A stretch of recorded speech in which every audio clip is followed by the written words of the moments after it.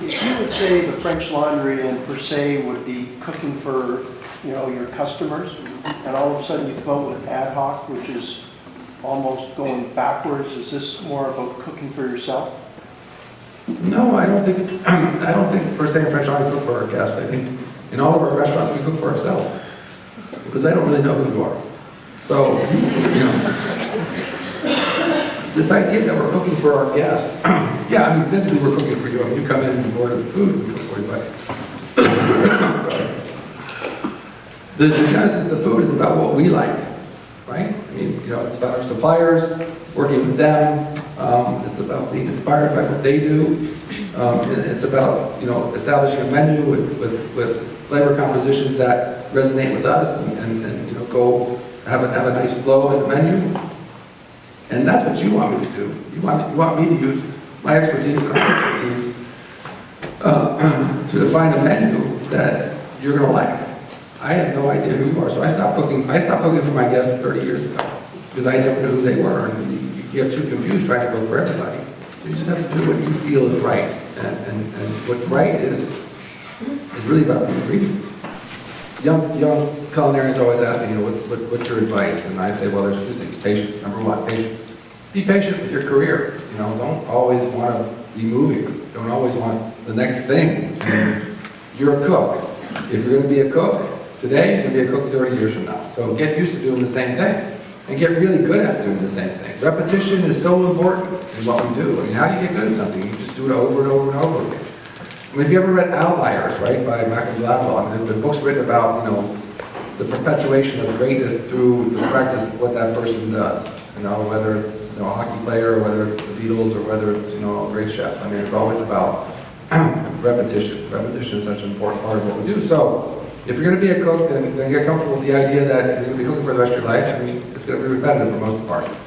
And get really good at what you do. So be patient in your career and just really enjoy the time that you're a gourmet, enjoy the time that you're chef de partie, enjoy the time that you're a sous chef. Because once you start to go up the ladder, your options become less and less. You know that, right? You become more restricted in your movement. So make sure that you're doing it at a time in your career that is appropriate to your skill level and not too early. Because it's hard to go back.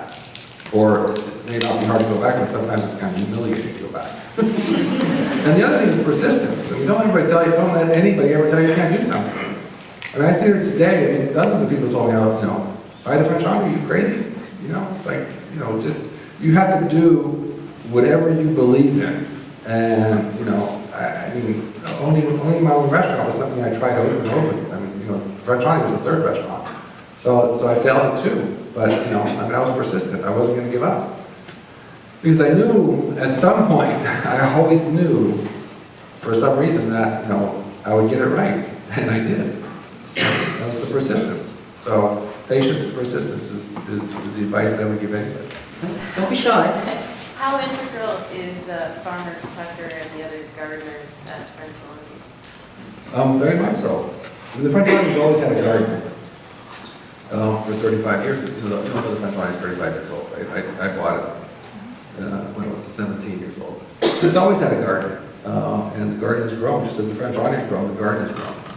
And with that, you have to have experts. I mean, just like, there's Sebastian's expertise in baking, he writes the book. I mean, I'm not a gardener. I mean, I love to learn how to garden. I love to go over the garden and walk around. I wish I had the time to do what Tucker does, but I don't. So you hire someone like Tucker, and then he hires, 6 gardeners, and pretty soon you have a whole department. That the CFOs look at it and go, why are you spending all this money on a garden? Like it's a different level. Right? We're blessed at the French Laundry to have the opportunity and can afford a garden. And the garden is much more, it's more encompassing than just the vegetables that it grows. I mean, it's the education that we all get from the garden, not only the staff, not only the team, but our guests. I mean, it's a beautiful place to go. It's a walk around the garden and just see it. It's one of those wonderful things that we don't do enough of. Just I was wondering how the foie gras ban is affecting the French Laundry. We don't serve foie gras. I mean, it's an absurd thing. I mean, you think about it, I still understand it. I know why. I mean, PETA, God bless them, goes after the weak link. I mean, they're not attacking IBP, the big beef producers, because they have lobbyists all over the country who would just crush them, right? So who do they go after? They go after the one farm. We have one foie gras farm in America. They don't have enough money to fight PETA, So they get a bill passed in California that bans the service of foie gras. Okay, what does that mean? How come they're not after the factory farmers, who are really endangering not only the world, but certainly aren't producing quality beef or quality chickens in a way that should be done. They can't. So they attack foie gras. And they always talk to you about, how would you like to have, pipe stuff down your throat? Well, nobody wants a pipe stuff down, or tube stuff down their throat, do they? We would gag and choke. Ducks don't gag. They don't have that reflex. They don't. Put a tube down the duck's throat. I mean, if it's the right kind, there's always, you have to be careful how you're farming, whatever you're farming, of course. But, if you eat protein, if you're carnivore, then you have to accept the fact that, the animal's going to die so you can eat it. And as long as the animal's raised correctly, then you could be comfortable with it. You have one here, yes. As a young chef, what experience or experiences most significantly help improve your technique and speed in the kitchen? Failures. And we learn more from our failures. We don't do something right.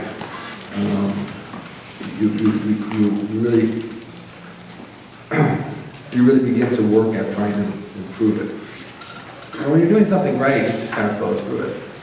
But when you make a mistake at something, when you really kind of analyze why you made a mistake, and you pay extra attention to making sure you don't make the same mistake again, and you work on that skill. And so that skill that skill that you acquire from the failure becomes much more proficient than the skill you acquired from success. Can you describe a little bit the culture, what it's like to work in one of Tom's pubs? The culture working in a Thomas. I think that, it's a hard question for me to answer. You'd have to talk to one of the staff and ask them what it's like, because everybody has a different point of view. I mean, we try to have, I try to do things certainly French Audience per se, which is a little different than Bouchon's, because it's just a different style of restaurant, different reference points.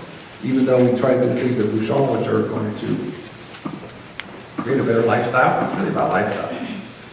And the French Audience per se, we do 10 services a week, right? Well, everybody knows that.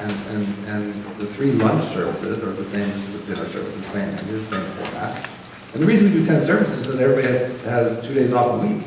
Right? I mean, when I was a young cook, I worked 6 days a week. The lifestyle was horrible. So I wanted to make sure that when I opened a restaurant, I figured out a way that would allow everybody to have 2 days off. And so with that said, there are 2 distinct teams, which means that there's really actually 2 chefs in the restaurant. Those two gentlemen who run each one of those teams, even though there's always a lot of crossover within the team, they have to be on the same page, because they're producing food for a guest that's coming to our restaurant that has to have alignment with the other one. So their communication skills have to be really, really tight. So when, it was me with Eric Siebold, was my sous chef at the time. It was Jonathan with Eli. It was, Corey with Timothy. And now it's Timothy with Philip. And now it's, Eli with David. Because there are actually 2 teams. But it results in our ability to have 2 days off. And it's significant to have 2 days off. We supply, health insurance for everybody at all of our restaurants. At French Audience per se, you have 32 days paid vacation. Everybody from a dishwasher all the way up, because it really becomes about the lifestyle, making sure everybody has a lifestyle. The culture of the restaurant is one of respect and admiration for each other. One of the hardest jobs in our restaurant is that of our expediters. The people who work in the kitchen and in the dining room. And, that group of individuals is typically the youngest person and has the least experience at a restaurant. With that said, we give them the confidence and courage to work within this environment, which is in the kitchen, which is, very energy driven, and in the dining room, which is very comfort. And so that's the cross between these two environments in a significant way that allows them to transition from dealing with these young cooks and the chef who are highly motivated to get things done to a very luxurious environment where it's very calm. And so to watch them do that and to train them, to give them the confidence to go what's called in the paint. And if anybody watches basketball, what the paint is. And to watch a young female with 23 years old who just starts at the restaurant and 6 months later is telling the sous chef that she's in the paint, which means she's right in front of him in his area, helping him do something, and that interaction between the two. I mean, it's amazing thing to watch. And the strength and the confidence and courage that it takes to do that is a wonderful thing. And the respect that the sous chef has for that young person doing that, to the point where they'll back up and let them do that. It's really wonderful. I'm sorry. My voice is really... Yeah, I know, and we'll stop there because that's a great point to end on, inspiring. And I think you've all been inspired this evening, right?